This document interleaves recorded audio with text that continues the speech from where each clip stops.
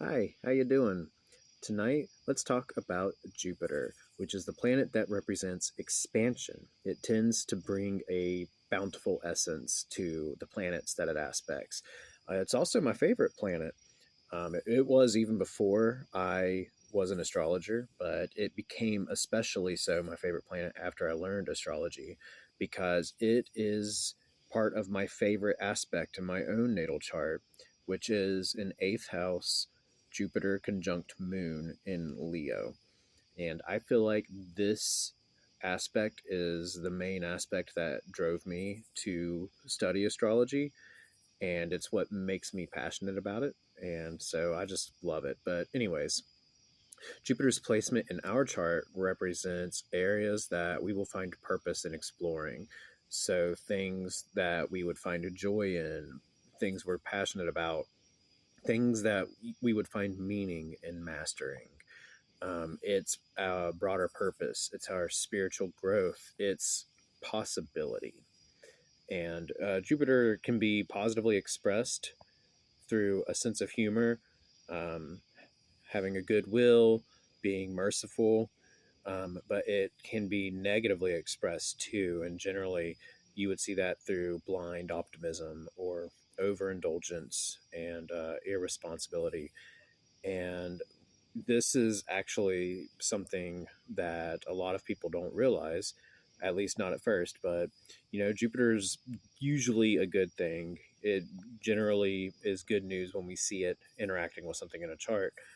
Um, but there are times where it can be a bad thing. So when we see it expressed through harder aspects, that's when we would see the things that we mentioned a minute ago, the blind optimism, the overindulgence. It's too much of a good thing can be a bad thing. And that's generally how I read difficult aspects Jupiter makes in a chart.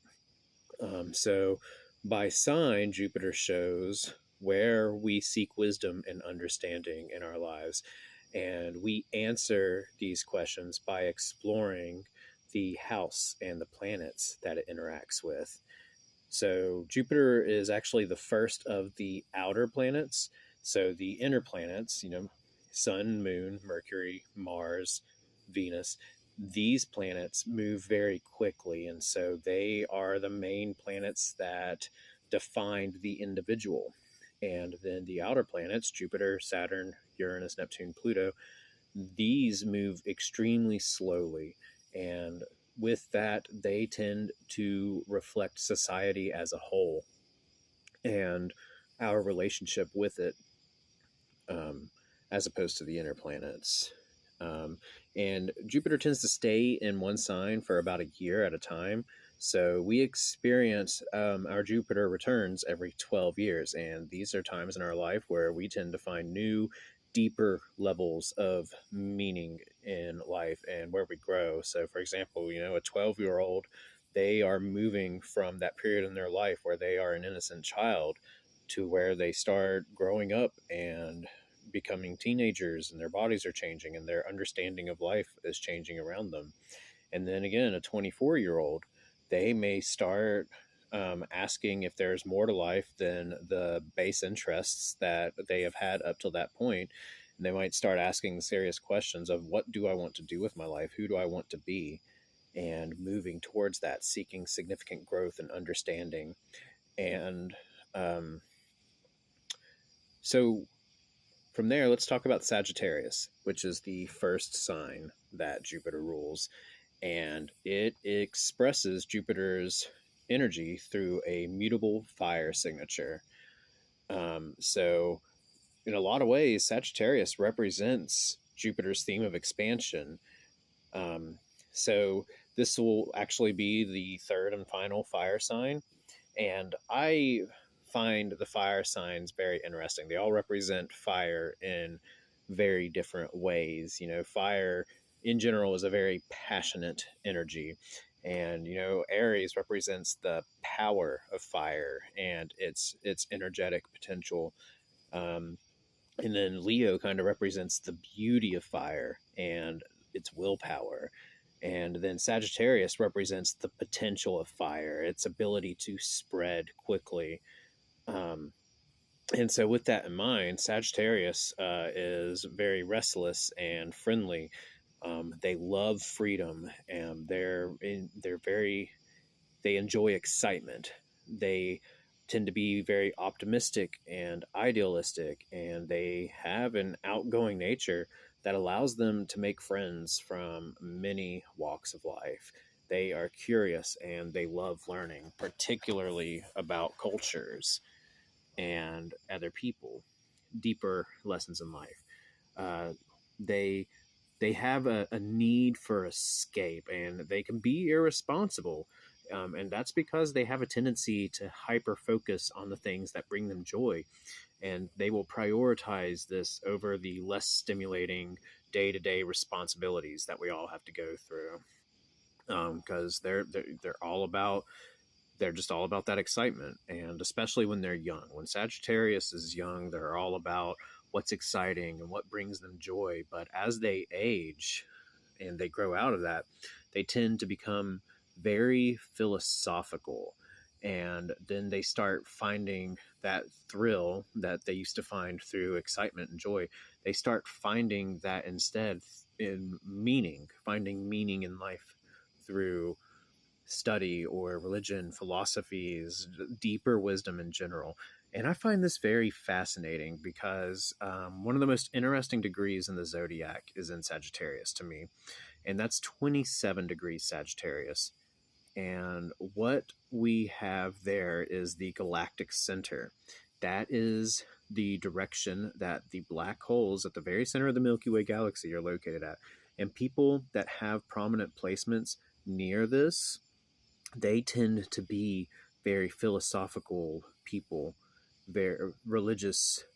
They one with God or one with the universe. I've done an entire video about this. I've ranted about specifically the 27 degrees galactic center. So if you haven't seen that video, you should be sure to check it out because I really like it. But moving on, let's talk about the ninth house now. It's the house associated with Sagittarius, and therefore it's ruled by Jupiter. And in this house, we find meaning through our experiences. Its opposite, the third house, is about the intellectual knowledge that we learn. But the ninth house is about the deeper understanding of what we learn. Through this house, we are all about expanding our horizons. There's that expansion again. So that's horizons, meaning physical horizons, mental horizons, spiritual horizons. It all counts here. It's long distance travel. It's our college, university experiences, the things that we go to college to learn. It's our personal truths. It's our religious or philosophical or spiritual beliefs. It's our relationship with the universe, um, our concept of right and wrong, our ideas on government and what a just government is. It's mind blowing experiences, generally, things that happen to us that completely change the way we see life. Our finding Jesus moment, if you will. It's how we evolve as a person. And we can see, with people that have difficult ninth house placements, that can indicate fanaticism or struggles with traveling, challenges while traveling, difficulty learning, impaired learning. But a healthy ninth house will generally indicate, people that are truth seekers, explorers, teachers, philosophers. And that is the gist on Jupiter. It is all about expansion and finding deeper meaning. Now, there is one other sign ruled by Jupiter, and that is Pisces. It rules Pisces, sharing that with Neptune. It was the original ruler before Neptune was discovered. And we will talk about Pisces another time. We kind of discussed it a little bit in our 12th house specific video that was requested, but we will go over it again when we get to that planet, and we will discuss how Jupiter relates to Pisces and the 12th house then. For now, that's all the time I have. And so I hope you enjoyed this. You can book a reading with me if you'd like at www.dhastrology.com. Sagittarius represent. I'm Sagittarius rising. Have a good day.